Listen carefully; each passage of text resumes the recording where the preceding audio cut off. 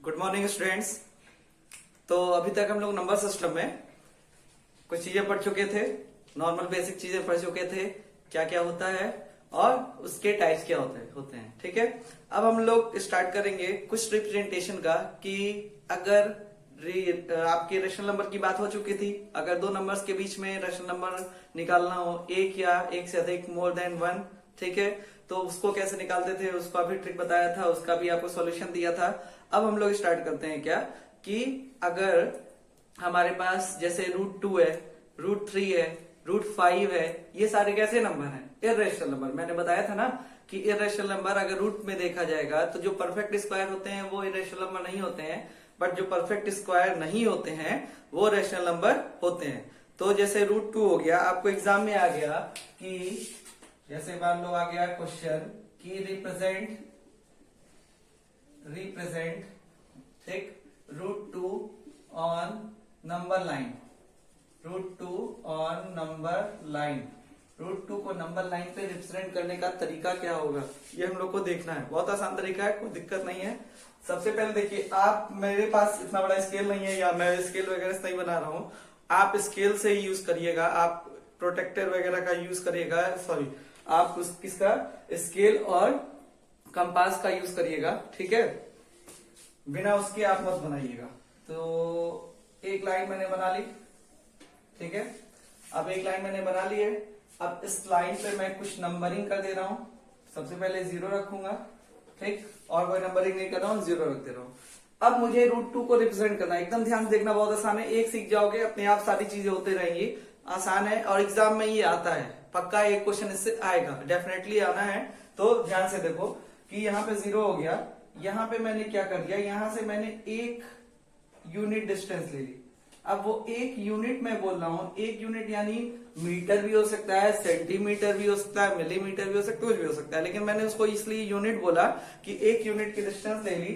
तो यहां से एक यूनिट यहां तक लेंगे तो ये क्या होगा, 1 होगा, ठीक। अब क्या करते हैं, यहां से एक परपेंडिकुलर लाइन ड्रॉ करते हैं, एक क्या करते हैं, परपेंडिकुलर लाइन ड्रॉ करते हैं, जिसकी डिस्टेंस भी क्या होती है, जैसे मान लो यहां से यहां तक लिए, इसका नाम ए दे दो, ठीक है, इस वाले पॉइंट का नाम ए दे दो, यहां से यहां तक की दूरी कितनी है, 1, इसका नाम ए दे दिए।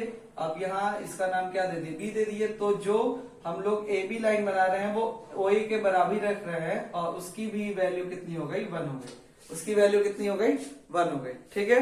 अब हम क्या करेंगे, अब हम करेंगे, देखो ये जब परपेंडिकुलर लाइन ले रहे हैं तो ये 90 डिग्री बनाएगा, और जब ये 90 डिग्री बनाएगा, इसको मिलाएंगे तो 90 डिग्री के सामने हमेशा क्या होता है, हाइपोटेनस होता है, इतना सब लोग जानते होंगे। 90 डिग्री के सामने हमेशा क्या होता है, हाइपोटेनस होता है। तो फिर से एक बार याद दिला दे रहा हूं कुछ चीजें आपके बचपन की, कि ये क्या होता है, 90 डिग्री, 90 डिग्री के सामने हमेशा हाइपोटेनस होता है, ये क्या होता है, परपेंडिकुलर, और ये क्या होता है, बेस होता है, ठीक है, कोई दिक्कत। तो अगर हमारे लिए ये 90 डिग्री के सामने हाइपोटेनस हो गया, ये क्या हो गया, परपेंडिकुलर हो गया, ये क्या हो गया, बेस हो गया, तो हम लोग लिखेंगे क्या, यहीं पे हल्का छोटा सा क्या लिखेंगे, बाई पाइथागोरस थ्योरम,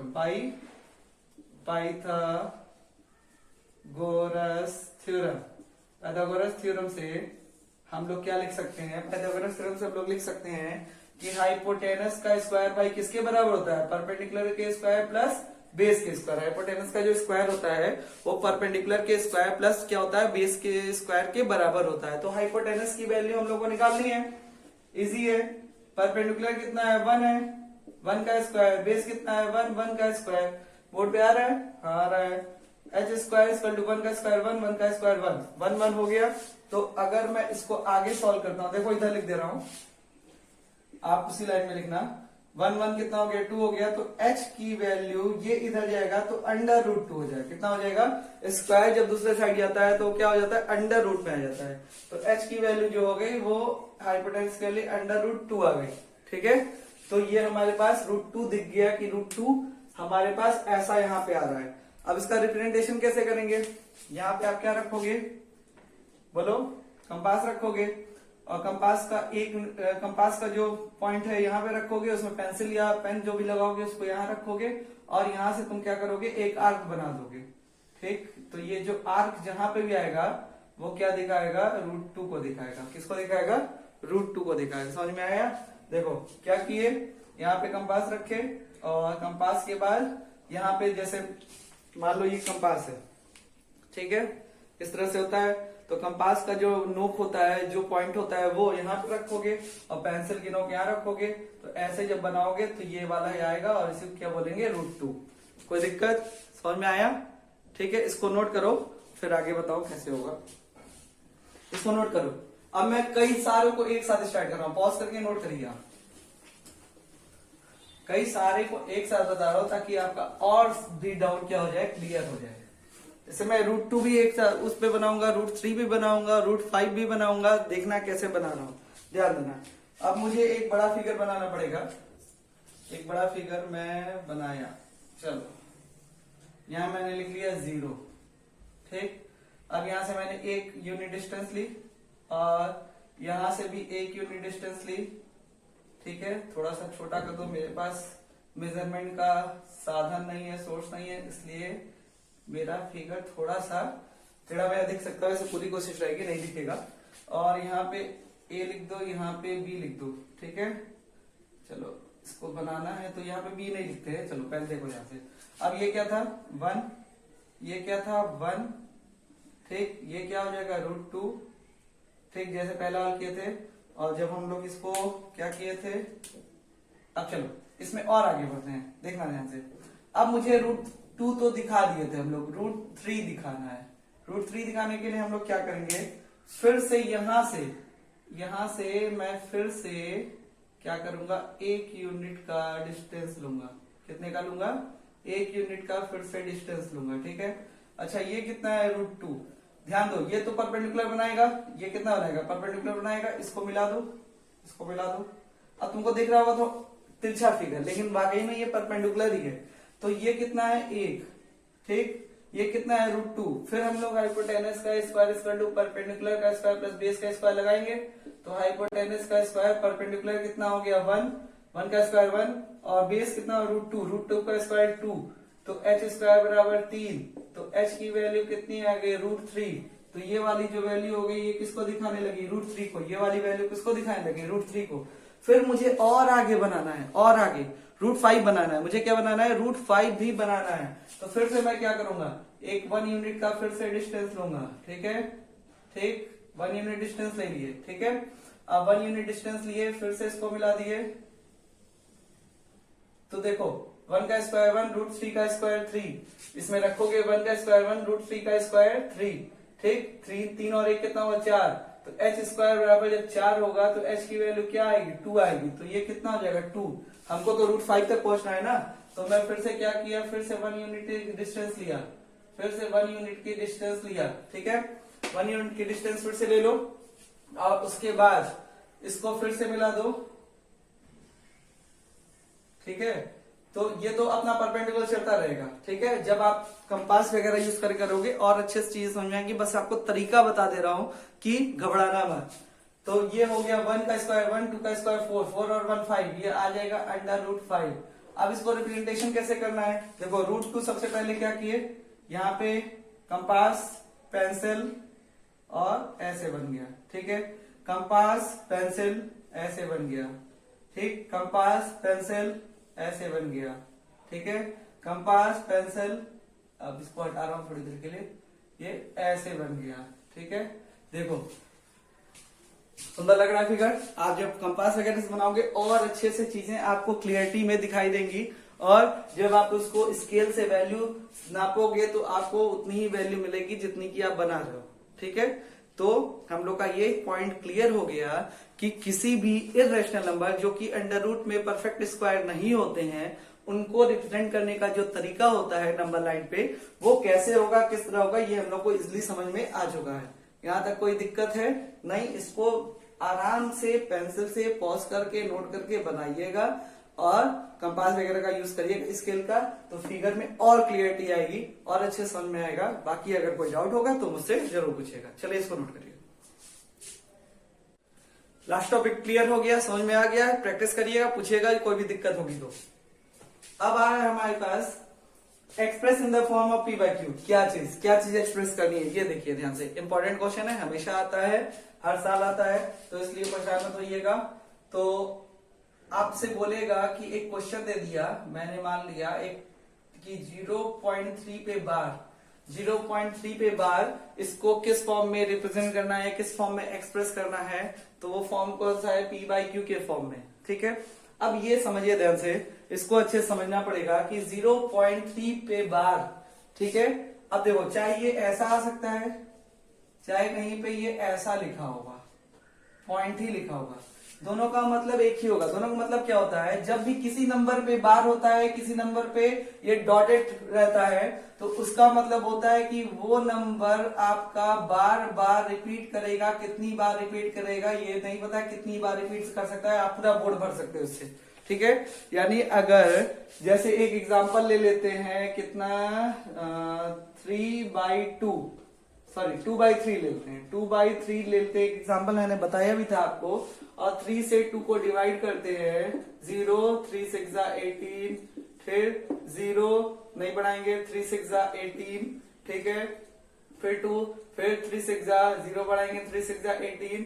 तो देखो ये जो है, ये 6 बार बार रिपीट करते जाएगा, ये कहीं खत्म ही नहीं होगा। ये नॉन टर्मिनेटिंग है। कैसा है, नॉन टर्मिनेटिंग बट रिपीटिंग। कैसा है, नॉन टर्मिनेटिंग। नॉन टर्मिनेटिंग मतलब कभी भी टर्मिनेट नहीं होगा, जड़ से खत्म नहीं होगा, और रिपीटिंग का मतलब एक ही नंबर बार बार रिपीट करते जाएगा। तो जब कोई नंबर नॉन टर्मिनेटिंग और क्या होता है, रिपीटिंग होता है, तो उसको लिखने का जो तरीका होता है वो यही होता है कि हम लोग जब कोई नंबर बार बार रिपीट कर रहा है, तो उसके ऊपर या तो डॉट बार लगा दें, या तो उसके ऊपर क्या लगा दें, डॉट लगा दें। इसका मतलब सिंपल सा इतना होता है, और कुछ नहीं होता है। ठीक है, तो ध्यान देना, इसको अपने नोट कर लेना किनारे, कहीं पॉज करके, तुमको मतलब रहेगा तो, अगर समझ में आया तो कोई दिक्कत ही नहीं है, अगर नहीं आया तो नोट कर लेना। तो अब हमको इसको या ऐसे दोनों तरह से दे सकता है। हम लोग सबसे पहले क्या सपोज करेंगे, x, लेट सपोज करेंगे x बराबर, एक क्वेश्चन कर लोगे, बाकी क्वेश्चन अपने आप हुबहू हो जाएंगे, इजिली हो जाएंगे, बहुत आसान है, कोई दिक्कत नहीं है। ठीक है, तो x बराबर हम लोग क्या सपोज कर लेते हैं, x बराबर सपोज कर लेते हैं 0.3 पे बार है, तो इसको लिखेंगे 0.3333। मैंने 4 बार लिख लिया, क्यों, क्योंकि मुझे लगा 4 बार में कोई दिक्कत नहीं है। आप 3 बार भी लिख सकते हो, आप 5 बार भी लिख सकते हो, कोई दिक्कत नहीं है। कितनी बार हम लोग इसको लिख सकते हैं, कोई दिक्कत नहीं है, ध्यान दीजिए। ठीक है, तो कितनी बार इसको लिखा जा सकता है, कोई दिक्कत नहीं है। बस x बराबर हम लोग कितना लिख लिए, और इसको इक्वेशन नंबर 1 सपोज कर लिए, इसको इक्वेशन नंबर क्या सपोज कर लिए, 1। ठीक, ध्यान रहेगा। दूसरा स्टेटमेंट, दूसरा हम लोग जो स्टेप करेंगे, उसके लिए ध्यान दीजिए क्या करना पड़ेगा। उसके लिए for second step we have to do what, हम लोग को ये करना पड़ेगा, देखो 0.3 है ना, अब मुझे ऐसा कुछ मल्टीप्लाई करना है इक्वेशन 1 में, जिससे पॉइंट की एक डिजिट इधर खिसक जाए, पॉइंट का एक डिजिट इधर खिसक जाए। तो किससे मल्टीप्लाई करेंगे, हम लोग मल्टीप्लाई करेंगे इक्वेशन 1 को, मल्टीप्लाई लिख लेना भाई, मल्टीप्लाई इक्वेशन 1 बाई 10 से दोनों ओर मल्टीप्लाई करते हैं, ताकि एक पॉइंट खिसक जाएगा। ठीक है, क्यों बता रहा हूं 10 से करें, कहीं कहीं 100 से करना पड़ेगा, कहीं 1000 से करना पड़ेगा, तो बता रहा हूं क्यों 10 से मल्टीप्लाई होगा। देखना, 10 से जब मल्टीप्लाई करते हैं किसी भी इक्वेशन में, तो इक्वेशन की दोनों साइड मल्टीप्लाई होता है, एक साइड नहीं होता है, तो दोनों साइड मल्टीप्लाई होगा। यहाँ पे 10 से करेंगे 10x हो गया, यहाँ पे 10 से करेंगे 3.333। अब आप ये बोलोगे सर 10 से मल्टीप्लाई किए हैं, तो एक 3 तो यहाँ गया, कितने बचे 3, तो मैंने 4 भी लिख दिया, तब भी कोई दिक्कत नहीं है। समझ में आया, आप पॉइंट के बाद जितनी जरूरत हो उतने 3 लिख सकते हैं, जितनी जरूरत हो, मान लो 4 रहता तो उतने 4 लिख सकते हैं। यहाँ पे कोई कंपलसरी नहीं है, यहाँ पे 3 है तो यहाँ पे 3 ही रहेगा, यहाँ पे 4 है तो यहाँ 4 ही रहेगा, जितनी जरूरत है उतना मैं 3 लिख सकता हूँ। ठीक है, ये अकॉर्डिंग टू क्वेश्चन के ऊपर डिपेंड करता है, क्यों, क्योंकि 3 तो कितनी बार होगा ना, वो तो अकॉर्डिंग टू क्वेश्चन के ऊपर डिपेंड किया कि 3 तो कितनी बार होगा। अब देखो, इसको इक्वेशन नंबर 2 कर दिए, हाँ 10 से क्यों मल्टीप्लाई किए थे, ध्यान देना इस चीज को, सबसे जरूरी चीज इस क्वेश्चन की यही है कि 10 से क्यों मल्टीप्लाई किए। 10 से मल्टीप्लाई करने का बच्चों रीजन ये था कि जैसे मैंने 10 से मल्टीप्लाई किया, वैसे पॉइंट के बाद वाले सारे डिजिट और पॉइंट के बाद वाले सारे डिजिट देखो जैसे मैंने 10 से मल्टीप्लाई किया, ठीक है, पॉइंट के बाद वाले सारे डिजिट सेम हो गए। क्या हो गए? सेम हो गए। अब मैं इसको सब्ट्रैक्ट करूंगा, देखो इसको क्या करूंगा, सब्ट्रैक्ट करूंगा, इक्वेशन सेकंड माइनस फर्स्ट करूंगा तो ये क्या हो जाएगा, 10x में से x जाएगा। देखो जब भी हम लोग किसी इक्वेशन को सब्ट्रैक्ट करते हैं तो LHS से माइनस होता है और RHS से माइनस होता है। मुझे मालूम है, हो सकता है किसी को पता हो, मैक्सिमम लोग को पता हो, लेकिन मैं ये मान चल रहा हूँ कि आपका बेसिक एकदम मतलब बेसिक से आपको पढ़ाना है, इस वजह से मैं सारी चीजें आपको क्लियर कर रहा हूँ। बहुत बच्चों को नहीं क्लियर रहता है। तो LHS से माइनस होगा 10x माइनस x 9x। अब देखो जब मैं इससे इसको माइनस किया, देखो 10 से मल्टीप्लाई करने का असर क्या पड़ा, जैसे मैंने इससे इसको माइनस किया, इससे इसको माइनस किया, तो आप कहीं पे ऐसे लिख लो 3.333 और यहाँ पे लिख लो 0.333, ठीक है। ये सारी कहानी मिलके 0 हो जाएगी और 3 में से 0 जाएगा, 3 ही रहेगा। तो इसका मतलब मुझे ये पता चला कि जैसे मैंने 10 से मल्टीप्लाई किया और अपने अकॉर्डिंग क्वेश्चन में 3 को ले लिया, तो हमारे पास जो पॉइंट के नंबर थे वो सारे खत्म हो गए। मेन बात यही है कि पॉइंट के नंबर्स को क्या करना है, खत्म करना है, जड़ से उखाड़ देना है। चलो इधर देखो, x इक्वल टू 3/9 यानी 1/3, क्या ये p/q के फॉर्म में है? Yes, this is in the form of p/q। तो हम लोग 0.3 पे बार को जब हम लोग p/q के फॉर्म में लिखेंगे तो कितना आ जाएगा, 1/3। यहां तक कोई दिक्कत? और क्वेश्चन में मैं करवा रहा हूं उस पर, ताकि आपके डाउट्स क्लियर हो जाए, इसको नोट करिए। चलिए एकदम ध्यान से देखिएगा इस क्वेश्चन को। देखिए क्या है, 1.27 पे बार है, 1.27 पे बार है। अब की 2 नंबर पे बार हो गया, यानी जितने नंबर पे बार होगा उतने नंबर बार बार रिपीट करेंगे, ठीक है। अगर 3 पे बार था तो 3 बार बार रिपीट कर रहा था। 2 7 दोनों बार है तो कैसे आएगा, 2 7 2 7 2 7 2 7 इस तरह रिपीटेड हो जाएगा। अगर 4 8 पे बार रहेगा तो 4 8 4 8 4 8 4 8 इस तरह से रिपीटेड हो जाएगा। तो देखो क्या 1 पे बार है? नहीं, 1 पे बार नहीं है। तो रिपीटिंग नंबर क्या होगा, हम लोग लेट फिर से वही काम, वही स्टेप, x इक्वल टू 1.272727 अपने रिक्वायरमेंट के अकॉर्डिंग जितने भी 27 बढ़ाने बढ़ा लो। इक्वेशन नंबर 1, तो 27 पे बार था तो 27 बार बार रिपीट होता गया, ठीक है। समझ में आया? कोई दिक्कत? अब क्या करेंगे, देखो मुझे पॉइंट के बाद के कितने डिजिट ऐसे हैं जब इधर लाएंगे तो हमारा काम हो जाएगा। यही स्टेप आपको सोचना है। तो अब की मैं 10 से मल्टीप्लाई करूंगा क्योंकि बार कितने पे है, सॉरी 100 से मल्टीप्लाई करूंगा क्योंकि बार कितने पे है, 2 पे है। तो उस दोनों नंबर को हम लोग को इधर ले आना है, लेफ्ट हैंड साइड में ले आना है। तो मल्टीप्लाई इक्वेशन 1/100 से मल्टीप्लाई करते हैं, देन वी गेट। ये सब कहानी एग्जाम में लिखी जाती है, लिख देना, ठीक है। ये सब कहानी नहीं लिखोगे तो नंबर कट जाएगा स्कूल में, तो ये सब कहानी लिख देना जरूर से। और जब कोई क्वेश्चन करना तो यहाँ पे सॉल्यूशन करना, ठीक है। और जब कोई प्रूफ वाला क्वेश्चन लिख करना तो यहाँ पे प्रूफ लिखना, LHS लिखना, RHS लिखना, तब सॉल्व करना, ठीक है। तो मल्टीप्लाई इक्वेशन 1/100 वी गेट, देखो ये कितना हो गया, 100x हो गया। इसको जब 100 से मल्टीप्लाई करेंगे तो 2 डिजिट कूद के इधर आएगा, कूद गया, 127 हो गया। और बाकी बचा 27 अपनी रिक्वायरमेंट के अकॉर्डिंग लिख लो। 3 था तो 3 मैंने 3 बार लिख दिया। Equation number 2। अब देखो क्या हो गया, जब सेकेंड से फर्स्ट को माइनस किए तो हमारे पास क्या हो गया, वो देखो 100 माइनस x कितना हो गया, 99x हो गया। और जब मैं इस पूरे से इस पूरे को माइनस करूंगा, देखो ये वाली सारी क्वांटिटी इस वाली सारी क्वांटिटी से खत्म हो जाएगी और 127 माइनस 1 कितना हो जाएगा, 126 हो जाएगा, ठीक है। तो x equal to 126/99 it is divisible by 3 से दोनों कट जाएगा, 3 4 जा 12, 3 2 जा 6, 3 3 जा 9, 3 3 जा 9। और भी कर सकता है 3 से एक बार, देखो 3 से 14, 3 1 जा 3, ठीक है, 11 बाद में। तो p/q के फॉर्म में आ गया, सिंपलेस्ट फॉर्म में आ गया कि 1.27 पे बार को हम लोग लिख सकते हैं 14/11 भी लिख सकते हैं। कोई दिक्कत? सही है, समझ में आया? पक्का? कोई तकलीफ नहीं ना? चलो और भी क्वेश्चन करते हैं, नोट कर लो इसको। चलो दोस्तों, यहां तक की कहानी क्लियर हो चुकी है, ठीक है। अब हम लोग एक और क्वेश्चन कर लेते हैं, ठीक है, और कुछ मैं आपको एग्जाम्पल भी दूंगा, आप उसको सॉल्व करिएगा। 0.235, ठीक है। अब देखो यहाँ पे 3 हो गया, तो घबराने की जरूरत नहीं है, बस क्या करना है, लेट सपोज करना है x इक्वल टू 0.235। इसको मैं 2 से 3 बार लिख ले रहा हूँ, जितनी मेरी रिक्वायरमेंट है। इक्वेशन नंबर 1, ठीक है।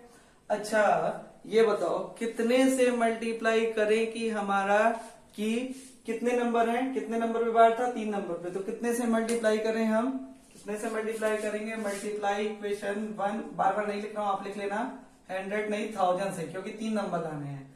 तो 1000 से जब करेंगे 1000x, ये 235 हो जाएगा जब 1000 से मल्टीप्लाई करेंगे, और पॉइंट के बाद जितनी रिक्वायरमेंट है उतने रिक्वायरमेंट लिख लो, इक्वेशन नंबर 2 हो गया। सही है, कोई दिक्कत? अब क्या करेंगे, देखो ध्यान से, अब करेंगे इक्वेशन सेकेंड माइनस फर्स्ट, जो कि बार बार कर रहे थे। तो 1000 में से x गया, 1000 में से 1 गया, कितना बचेगा, 999x।